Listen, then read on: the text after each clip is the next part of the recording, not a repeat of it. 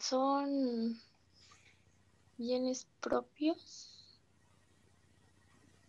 Recursos productivos puede ser, quizás. Sí, cuando hablamos de recursos productivos ya nos estamos metiendo en la esfera del patrimonio productivo.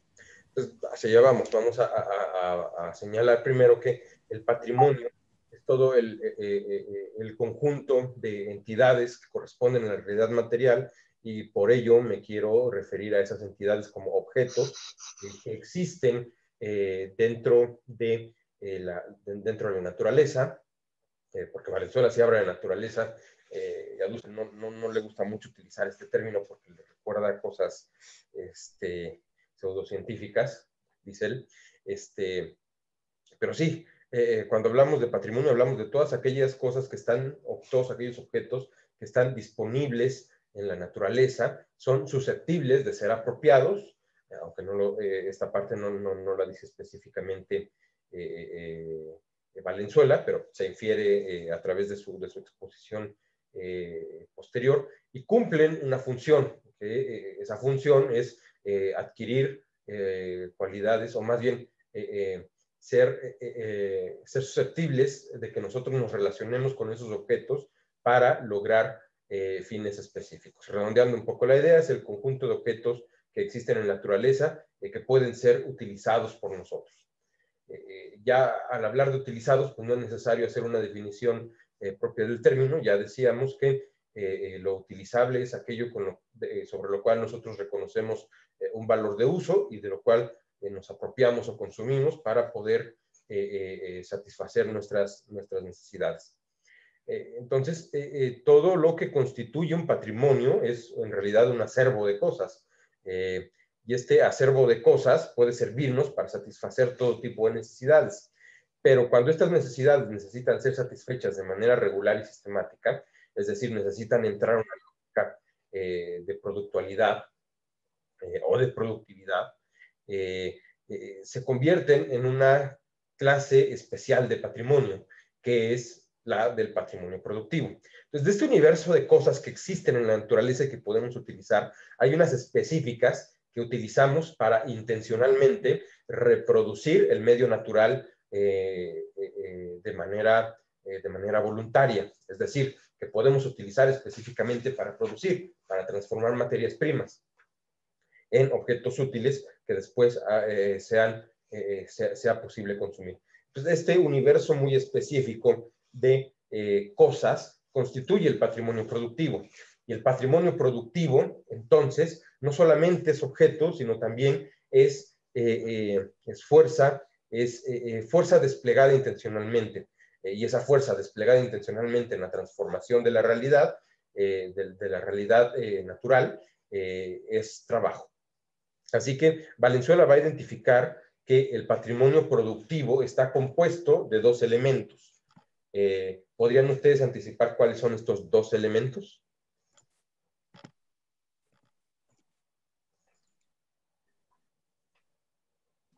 Podría ser el patrimonio patrimonial, el poder patrimonial y el atributo patrimonial. No. Esos son los modos de relación de la propiedad dentro del sistema productivo, pero no.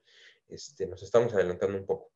Es decir, el acervo de cosas que nos sirven para producir fundamentalmente puede dividirse en dos cosas. Podría, en el trabajo vivo y el trabajo pasado, bueno, ¿cómo sería? Los bienes materiales y los recursos humanos. Exactamente. Vamos a plantearlo de esta forma.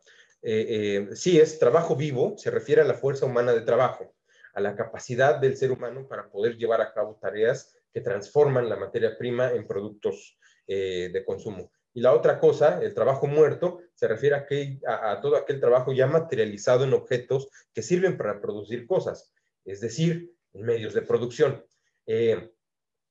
Siguiendo a Marx, vamos a identificar como medios de producción a todos aquellos objetos materiales que pueden ser, por lo tanto, ya eventualmente mercancías también, pero son fundamentalmente objetos que permiten construir otros objetos. Dicho de una forma más coloquial, son máquinas que crean bienes, que crean productos.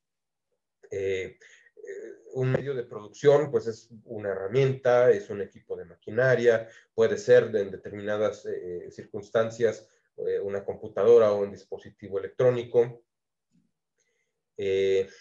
La cuestión es que al desdoblar el patrimonio productivo entre estos dos objetos, o entre estas dos condiciones de trabajo, todavía queda la duda de ver en qué momento es posible enajenar estas dos formas del acervo productivo. Al enajenar ya nos estamos metiendo a un concepto que es el de definir el límite de la propiedad. Y Valenzuela dice que en un momento primero, todo el acervo, tanto productivo como no productivo, todo este patrimonio, se encuentra a disposición de todos los miembros de una comunidad. Al estar a disposición quiere decir que todos son propietarios de dichos bienes, de dichos medios de producción, de dicha fuerza humana de trabajo. Y por lo tanto son también propietarios del producto que emerge después de utilizarlos. La situación es que cuando esta propiedad se va segmentando, bueno, antes de pasar a esta segmentación, dado que todo este patrimonio es propiedad de todos, entonces se supone que todos tienen el mismo derecho de poder tomar decisiones respecto a su organización y respecto a su distribución. Esto nos remite a la idea de sistema equivalencial que propuso Dussel. Es decir, todo se divide de manera equitativa entre todos. Pero eventualmente van surgiendo segmentaciones de ese patrimonio y se van asignando a personas o a grupos de personas concretos. Hace muy bien Valenzuela en definir que cuando hablemos de segmentación del poder patrimonial y que hablemos ya de la condición de atribución patrimonial, cuando nos estamos refiriendo a personas o individuos, también nos estamos refiriendo de manera análoga a grupos de individuos. Y hace Dussel, hace Valenzuela, la precisión de que la unidad de apropiación individual más básica, pues es la de la familia. De la familia se va constituyendo en grupos y esos grupos evolucionan hasta convertirse en empresas. Y después comenta, las empresas pues ya no son solamente manejadas por una familia, sino incluso por distintas familias. Cuando ocurre esa segmentación de la propiedad productiva, hablamos ya no de propiedad, de patrimonio común, sino hablamos de patrimonio privado.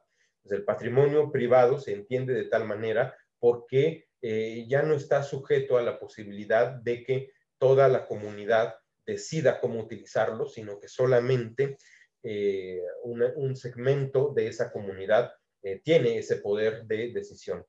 Comentábamos también la clase pasada que lo privado implica reconocer a algo como distinto de lo que puede ser común, como algo que ya no es común, como algo que ha sido separado del sentido de la comunidad y ahora es entendido en un sentido de individualidad. Es lo mismo que ocurre aquí. Entonces, a Valenzuela le interesa analizar la propiedad desde el punto de vista de su carácter económico, no de su carácter utilitario, convencional, de todo el acervo de cosas que podemos llegar a utilizar en la vida diaria, sino, como comentaba, solamente aquel acervo que se refiere a los objetos que nos permiten llevar a cabo el acto productivo, que son, por un lado, las materias, el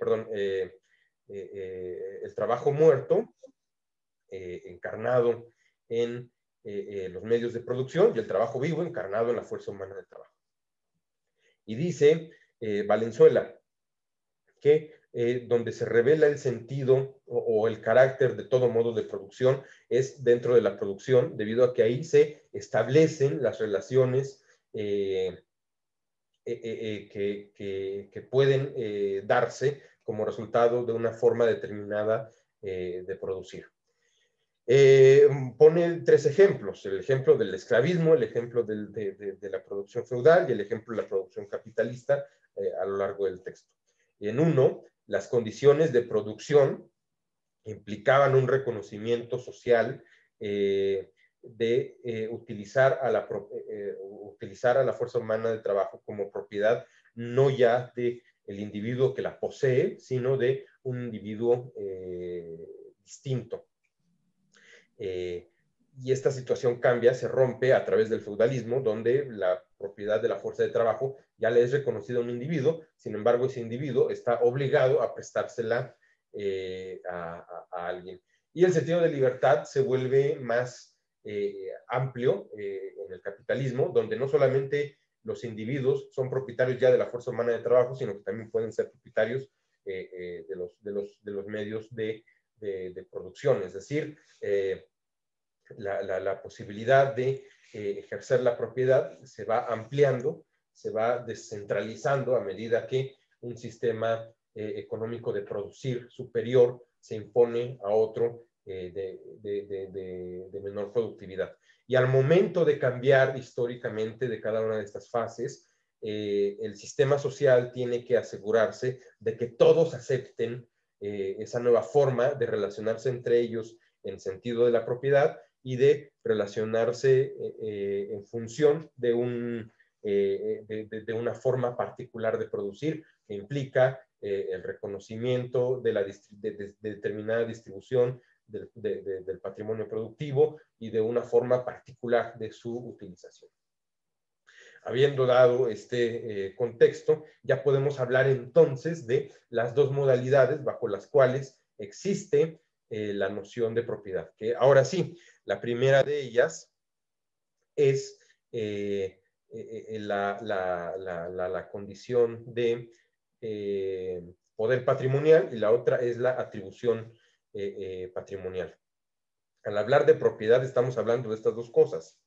La propiedad es un conjunto de relaciones sociales que constituyen una forma aceptable y una forma concreta de utilizar el patrimonio productivo dentro de un ámbito de reproducción material, en este caso principalmente de la naturaleza. Y por eso suele haber una confusión entre el concepto de propiedad y el concepto de poder patrimonial en primera instancia, porque ambas definiciones implican la posibilidad de tomar decisiones sobre ese patrimonio productivo. Entonces, para poder ir redondeando la idea, ahora ya que complementé la exposición, ustedes mismos díganme cuáles son las dos modalidades que atribuye Valenzuela a la propiedad.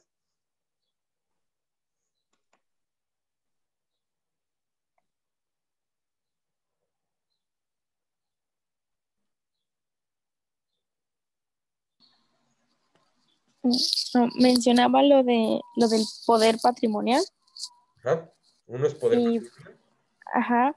Y y el otro es el atributo patrimonial. El poder patrimonial dice que es como la capacidad de hecho fue una pregunta de su cuestionario, que es la capacidad de asignación de las fuerzas productivas.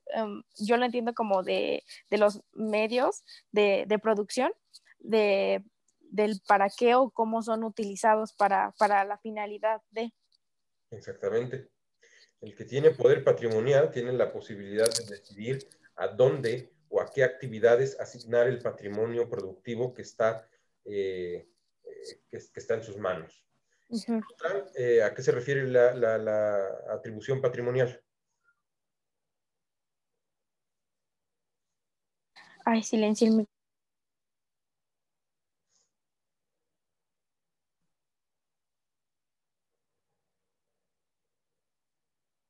¿Alguien más que nos quiera recordar qué es la atribución patrimonial? Yo, Es la disposición del poder patrimonial sobre una determinada cantidad a una porción del patrimonio productivo.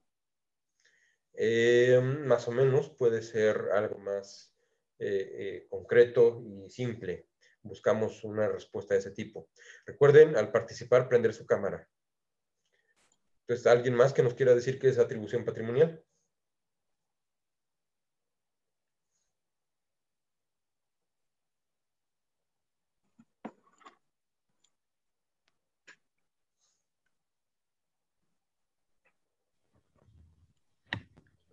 La disposición de todo el poder patrimonial, ¿no?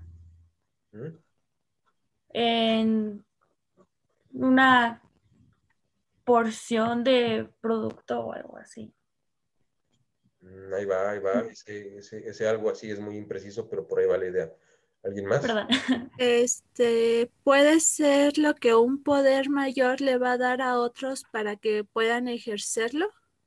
No, no va por ahí. Cassandra Es dijo, el conjunto. es la disposición del poder patrimonial. Lo que le faltó decir es quién dispone del poder patrimonial. Entonces, con eso en mente, completen la idea.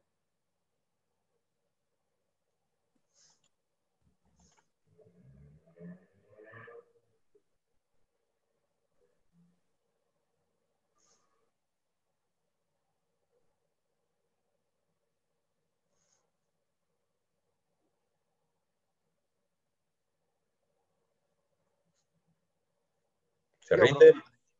profesor. ¿Es el conjunto de personas? Espérame. Soy yo. Sí, adelante, adelante. Bueno, es el conjunto de personas que tienen ese poder patrimonial y lo ejercen. Exactamente. Justamente Christopher le ha dado el clavo, no con la formulación precisa ideal, pero sí. Vamos a entender a la atribución patrimonial como la distribución del poder patrimonial entre personas que tienen la capacidad de ejercer el poder patrimonial. Entonces, para recapitular, el patrimonio se refiere al acervo de todos los objetos materiales que permiten llevar a cabo actividades productivas y también a la fuerza humana de trabajo. Poder patrimonial se refiere a la capacidad para tomar decisiones respecto al uso de ese patrimonio productivo. Y la atribución patrimonial es la distribución de dicho poder entre grupos o personas que son distintos a la colectividad, o que puede ser también la colectividad misma, pero dentro del modo de producción capitalista, el poder patrimonial es ejercido solamente por un pequeño número de grupos de la sociedad, es decir, no ya por toda la sociedad en su conjunto. Al hablar de atribución de la propiedad, Valenzuela habla también de desigualdad. No todos los poseedores de bienes productivos, de patrimonio productivo, tienen el mismo peso y tienen la misma importancia a la hora de tomar decisiones sobre la utilización del poder patrimonial. Y no la tienen porque algunos concentran más de este poder patrimonial y algunos concentran menos. Algunos son propietarios directos de este poder patrimonial y algunos son solamente administradores del poder patrimonial. O algunos, en el caso de los trabajadores, no tienen más patrimonio productivo que su propia fuerza de trabajo. Y la apropiación por parte de los poseedores del resto del patrimonio productivo, de los bienes de producción, exige, mediante mecanismos de coerción, que el trabajador entregue su fuerza de trabajo, el único bien patrimonial productivo que tiene, bajo condiciones que ni siquiera él mismo puede establecer. Sin embargo, decimos que aún así es una persona libre por el hecho de que él puede decidir cuándo entregar este poder patrimonial. Fundamentalmente, vamos a ver a lo largo de este curso que hay dos visiones respecto a por qué una persona entrega su único bien patrimonial. Los neoclásicos van a decir, porque quiere dinero, y quiere dinero para poder mejorar su vida.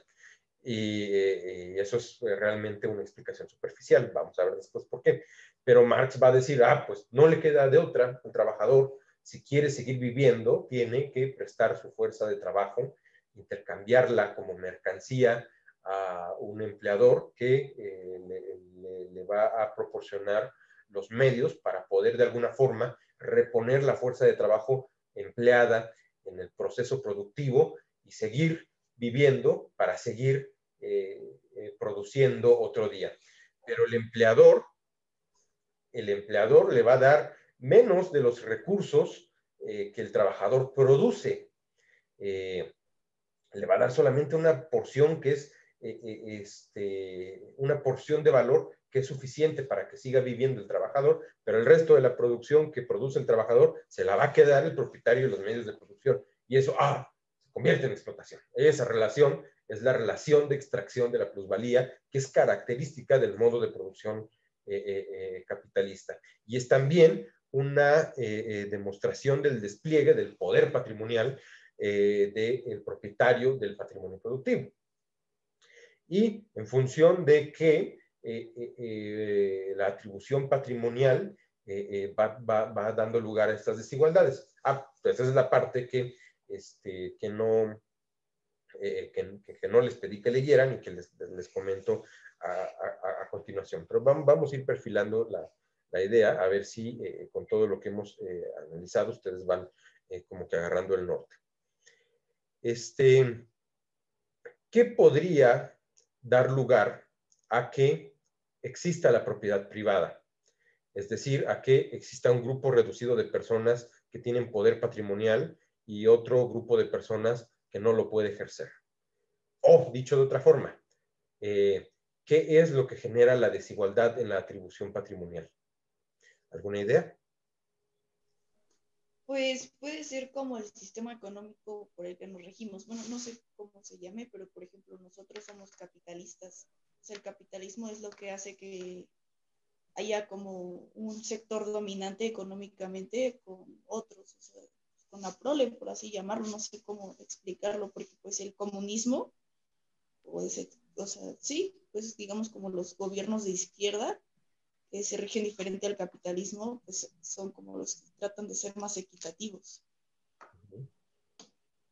Bueno, un gobierno de izquierda no necesariamente tiende hacia el socialismo, hacia el comunismo. Y en ese sentido no funciona distinto o no propone de manera inmediata una sociedad que sea radicalmente distinta de la sociedad en la que vivimos bajo el modo de producción capitalista. Pero sí hay una relación social entre un sistema político y un sistema económico. Marx llama al sistema ideológico, cultural y político la superestructura, y al sistema económico le llama estructura. Entonces, sí existe esta relación, y esta relación perpetúa la forma de relacionarnos en términos de la propiedad. Es decir, la superestructura como este conjunto de ideales culturales y políticos que nos dicen que es bueno aceptar al capitalismo como forma de vida. También, permítanme un segundo, también nos dice que la mejor forma de relacionarnos con el patrimonio productivo es aceptar la propiedad privada y aceptar los mecanismos de explotación de la fuerza humana de trabajo en la forma en la que están planteados. Si la sociedad o el modo de producir en el que nosotros nos estuviéramos ubicados por el comunismo, entonces la superestructura, el conjunto de ideales morales, culturales y políticos nos diría que lo correcto es aceptar la idea de que los medios de producción y la fuerza humana de trabajo son propiedad de todos en la comunidad, y esa aceptación implica nuevas formas de definir la propiedad, nuevas formas de utilizarla y nuevas formas de establecer la relación entre poder patrimonial y atribución patrimonial. Entonces, sí, a posteriori, el sistema económico en función de que se va reproduciendo, es decir, cultural y políticamente, es también un creador de desigualdad y un creador de concentración del patrimonio productivo. ¿Alguna otra idea?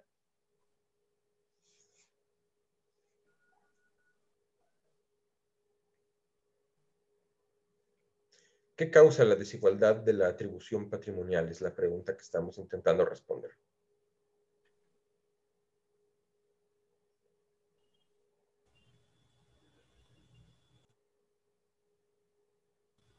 Pues que la persona que tiene, digamos así, ¿cómo se diría? El material para producir la mercancía, por así decirlo, o sea, siempre, ahí se me fue la idea.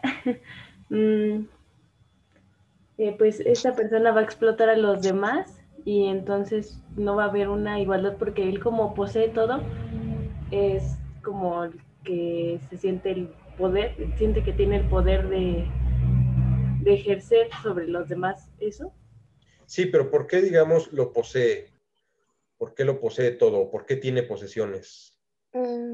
¿Por qué posee el poder patrimonial? Usted alguna vez nos dijo, bueno, nos dijo bueno, que lo que yo entendí fue que las personas que son ricas acumulan riqueza innecesariamente. Entonces podemos decir, o sea, ya complementando todo lo que nos dijeron nuestros compañeros, es que las personas, por la desigualdad, son las personas que atribuyen más riqueza innecesaria. Exactamente. Yo podría Sí, adelante, Brandon. Yo podría decir que es el clasismo que pues, impera sobre todo en nuestro país, en nuestra sociedad, ¿no? ¿Por qué? Porque, como bien decían mis compañeros, este poder ya viene dado desde generaciones y como que estamos establecidos del patrón a empleado y muchas veces no cambia, pues pues como establecen muchos autores de que en base a nuestra capacidad de, no sé, de sobresalir, pues nosotros no lo vemos así. Simplemente nos sumergimos en el patrón de ser la fuerza de trabajo y no la generación de riqueza, la generación de capital. Pero el clasismo es una consecuencia de esta atribución Una patrimonial tendencia. y del ejercicio de esta distribución. Nosotros andamos ahorita buscando la causa. Pero bueno, el clasismo es parte de esta reproducción del sistema político, económico, del que hablábamos hace rato con la superestructura y la estructura. Pero no, en este momento nos estamos interesando por el origen de esa segmentarización de la propiedad y por la creación de esa desigualdad que luego va a derivar en clasismo. Y Christopher andaba ya muy cerca de la idea, que es que, y también lo veíamos en la clase pasada, y viene en la parte de la lectura que no les expliqué, en un primer momento existen individuos dentro de la sociedad que acumulan un excedente de producto, de producto, es decir, bueno, voy a decirlo aunque suene redundante, de producto productivo, es decir, del producto del trabajo. Adquieren más de los bienes que necesitan para poder satisfacer sus necesidades y se quedan con el resto. Entonces, aquí ya lo que matiza Valenzuela es esas personas ya tienen un patrimonio distinto al meramente productivo, tienen también un patrimonio material que puede ser destinado a dos cosas. La primera cosa es a reproducir el ciclo productivo, o en otras palabras, reponer toda aquella materia y todo aquel patrimonio que fue gastado durante el proceso productivo. Esto nos remite a la idea de metabolismo que estábamos teniendo la clase pasada, es decir, también el propio proceso productivo es un proceso de metabolización que va gastando materias primas, trabajo, medios de producción y hay que reponerlos. Entonces, el poseedor del excedente del producto del trabajo puede, por un lado, decir que va a utilizar ese excedente para reponer lo utilizado en el proceso de trabajo. Esto se llama costo de reposición. Pero también va a poder decidir utilizar el excedente en reproducir la fuerza de trabajo vivo, es decir, en pagar salarios. Y también, bueno, estas son las dos dimensiones del mismo fenómeno, que es la utilización del excedente en la reposición del patrimonio productivo. Pero fuera de la reposición del patrimonio productivo, el excedente puede ser utilizado para adquirir más patrimonio productivo o para ser utilizado para satisfacer los caprichos más banales del poseedor del patrimonio productivo. Es decir, el excedente del trabajo generado puede ser utilizado de dos formas: para reponer el patrimonio productivo gastado en el proceso de producción o para adquirir más. Y en eso va también aparejada la posibilidad de hacer un uso del excedente que no tiene que ver con ninguna de estas dos cosas. La posibilidad de utilizar el patrimonio, o más bien el producto excedente, en algo que sea distinto a la reposición del patrimonio productivo, es el fundamento del crecimiento económico. Que digamos, si yo tengo una fábrica donde tengo 4 máquinas y después de un año de estar produciendo obtengo ganancias suficientes para poder darle mantenimiento a esas máquinas y me queda todavía un poquito más, yo puedo utilizar ese poquito más para comprar una quinta máquina, o puedo utilizarlo para irme de vacaciones. Pero si decido utilizarlo para comprar una quinta máquina, entonces voy a hacer crecer mi producción. Y al hacer crecer mi producción, voy a poder adquirir más ganancia, más excedente. Y este excedente lo puedo volver a utilizar otra vez para gastar una parte en darle mantenimiento a las 5 máquinas o para comprar una sexta máquina. Y si decido comprar una sexta máquina, estoy haciendo otra vez crecer mi negocio, porque esas 6 máquinas van a producir más excedente. Y si ya no cabe una séptima máquina en el edificio donde tengo construida la fábrica, pues entonces, si tengo suficiente ganancia en el siguiente año, puedo utilizarla para comprar una máquina nueva. Pues este proceso de expansión del patrimonio productivo es un proceso de crecimiento. Es una decisión también voluntaria para utilizar el excedente de una u otra forma. Es una forma de utilizar el poder patrimonial. Se nos acabó el tiempo de esta sesión de Zoom. Voy a cerrarla y voy a abrir otra. Y continuamos los 15 minutos de clase que nos quedan.